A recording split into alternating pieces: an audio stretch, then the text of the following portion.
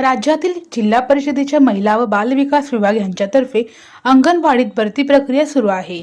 त्यानुसार सोलापूर जिल्हा परिषदेच्या अंगणवाडीत 60 सेविका व 122 मदतनीस यांची 182 पदे भरण्यात येणार आहेत। सोलापूर जिल्ह्यातील बालके, गर्भवती महिला व स्तनदा मातांना नियमित व दर्जेदार सेवा मिळावी म्हणून ही भरती होईल।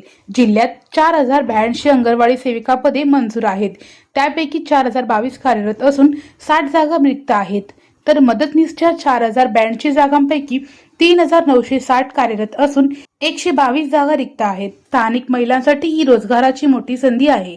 एकात्मिक बालविकास सेवा योजनेतून ही पदे मानधनावर भरण्यात येणार आहेत। या पदासाठी इच्छुक असणाऱ्या महिला उमेदवारांनी अधिक मदतीसाठी बालविकास प्रकल्प अधिकारी कार्यालय व जिल्हा परिषद महिला व बालविकास विभाग यांच्याशी संपर्क साधण्याचे आवाहन करण्यात आले आहे।